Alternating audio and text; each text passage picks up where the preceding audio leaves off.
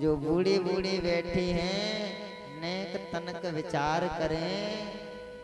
आज से 20-40 साल पहले तुम ऐसे ही दिखे का हैं? अब इनके चेहरा पर भैया झुर्रियां पड़ गई दिखें।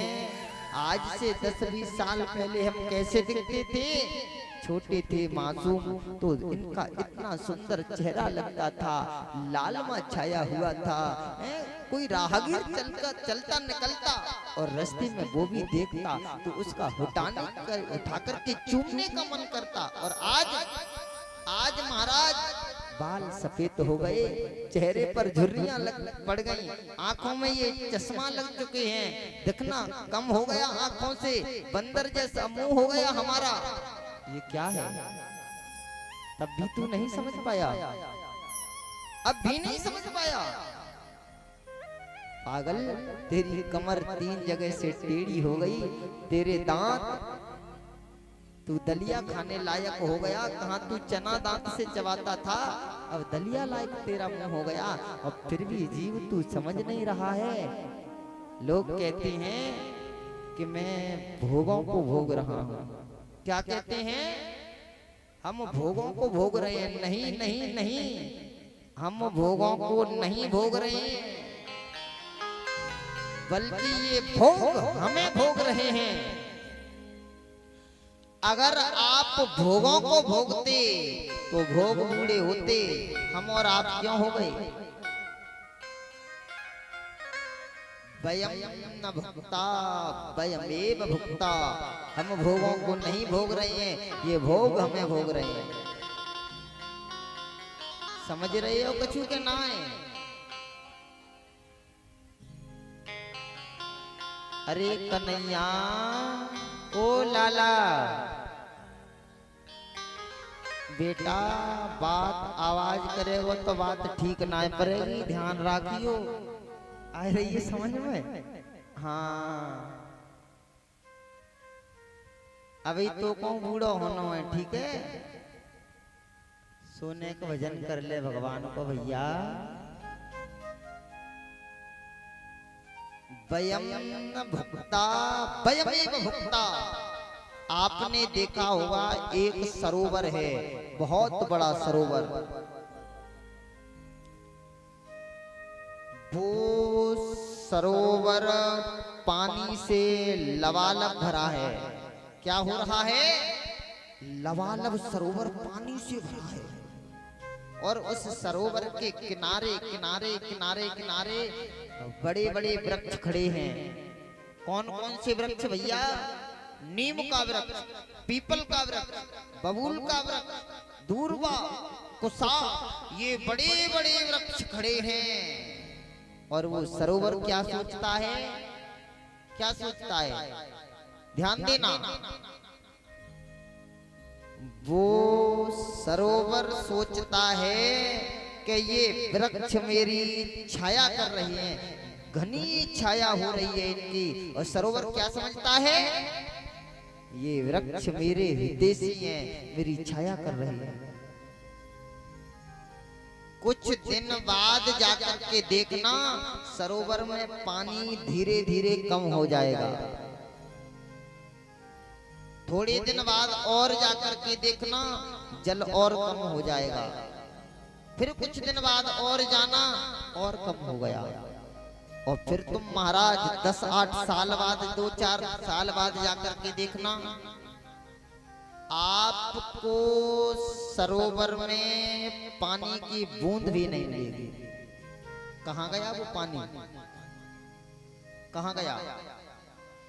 जिन वृक्षों को सरोवर अपना हितैषी समझता था कि ये मेरे हितैषी हैं, ये मेरी छाया कर रहे हैं, कुछ जल सूर्य की किरणों ने अपनी तेज से सोख लिया, लेकिन जिन वृक्षों को सरोवर अपना हितैषी समझता था, उन्हीं वृक्षों ने जड़ों के माध्यम से सरोवर के सारे जल को सोख लिया, पूरे जल को खींच लिया, सरोवर को पता ही नहीं चला। ऐसे ही हम और आप ध्यान रखें, वो सरोवर कोई और नहीं है, वो सरोवर यही तो है मनुष्य शरीर, और इसके अंदर ज्ञान रूपी जल भरा है। लेकिन इसके भी किनारे बड़े बड़े वृक्ष खड़े हैं। वो वृक्ष हैं काम, हैं 5 ज्ञान इंद्रियां, 5 कर्म इंद्रियां, मन बुद्धि चित्त अहंकार अंतःकरण चतुष्टया, ये बड़े बड़े वृक्ष खड़े हैं। और इन वृक्षों ने हमारा शोषण करना प्रारंभ कर दिया। कभी हमारी इंद्रियां धन की तरफ चली गईं, कभी मन की तरफ चली गईं, कभी हमारा पुत्रों के प्रति अनुराग हो गया, कभी हमारा भाइयों के प्रति अनुराग, कभी धन संपत्ति के प्रति अनुराग, और धीरे धीरे विषयों की तरफ चला गया।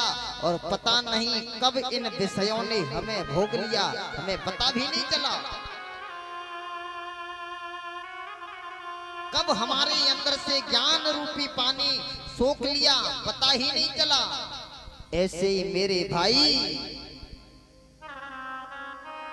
वयम न भुक्ता वयमेव भुक्ता, हम और आप भोगों को नहीं भोग रहे हैं, ये भोग हमें भोग रहे हैं। इसलिए तो चश्मा लग गया है। भोगों के चश्मा लगना था, हमारे क्यों लग गया? दांत भोगों के नष्ट होने थे, हमारे क्यों हो गए? क्योंकि भोग हमें भोग रहे हैं, हम भोगों को नहीं भोग रहे हैं। ये हमारा आपका गलत विचार है कि ये भोगों को, हे जीव तू समझ जा, अगर अब भी नहीं समझा तो कब समझेगा? अब तो तुझ पे खड़ा भी नहीं हुआ जा रहा है, अब तो तेरे घुटनों में भी दर्द होने लगा है। अपने हाथों से पकड़ पकड़ के दबाते हैं। क्या ऐसे ही थे पहले आप? पहले महाराज हवा भी चल जाती तब भी खिड़की पर कौन रोड पे होके निकल के गया है, और अब मंदिर के घंटा तक सुनाई नहीं दे रहे हैं। क्या है ये? भोगों ने हमें भोग लिया, इसलिए भोगों के चक्कर में नहीं पड़े। हम और आप अपने जीवन को बनाने के चक्कर में पड़े। ये कथा केवल कल्याण का विषय है। और कऊ को मैया की तो ऐसी आदत दिखे, कऊ कऊ बूढ़े की, भैया ये बड़े बूढ़े हैं ना, ऐसे दिखे ये बिल्कुल भगवान के भजन के नाम से तो इनको सर्प जैसो काट जाए। गेट पे बैठ जाएंगे और जितने बुढ़े होते जाएंगे उतनी तृष्णा बढ़ती जाएगी। अरे तू अभी घर में अंदर बैठो, खेत पे नाएगो, देख गैया सारो खेत खाएगी हैं। अपनो नाती पोता आव तो दिखे, अरे आजा चिंटू मोनू पप्पू, और भज के गोद में ले ले। और पड़ोसी का लड़का निकल के जाए और इसे आंखों से जरा सा भी ठीक दिखता है तो बेत मारेगा भाग करके। काय को बुढ़ी सटियाई गई भैया, ये बुढ़ापो है, या बुढ़ापे में पागल मत बने, भगवान को भजन कर ले, तेरा कल्याण है जागो। हे जीव अब तेरे पास समय ना,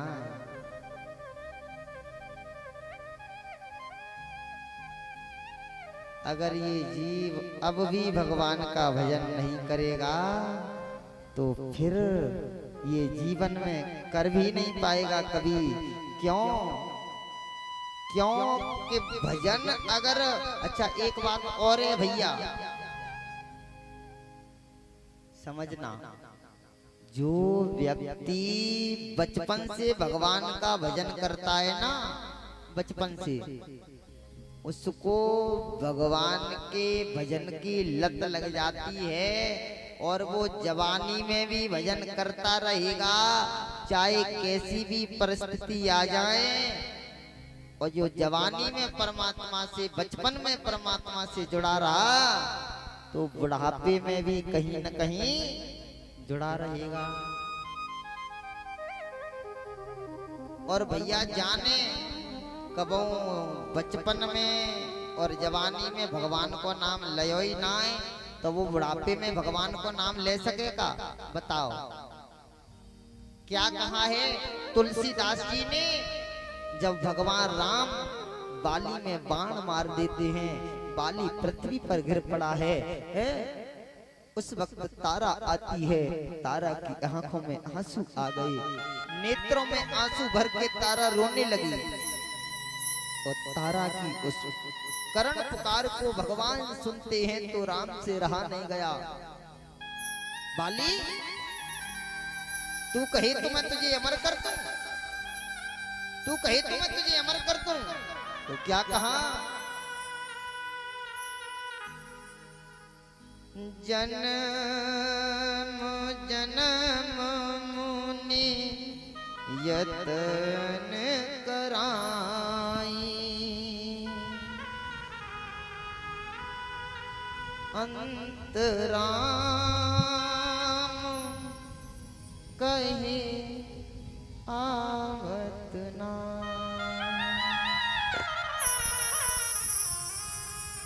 हे प्रभु, जन्म जन्मांतर तक योगी मुनि यत्न करते हैं कि जब मैं वृद्ध अवस्था में हो जाऊं और मरने वाला हूं, समय मेरा आ जाए, उस वक्त अगर इस वाणी से भगवान का नाम निकल जाए तो कल्याण हो जाएगा। बाली क्या कहता है? हे प्रभु, योगी मुनि जन्म जन्मांतर तक यत्न करते हैं कि अंत समय पे भगवान का नाम हमारी इस वाणी पर आ जाए तो कल्याण हो जाएगा। हे भगवान, नाम आने की क्या बात है।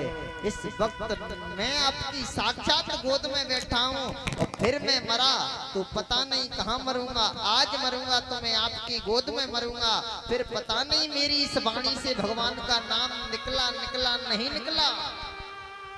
इसलिए भैया, हे भैया, नेक भगवान को भजन करो, अब समय ना रहो।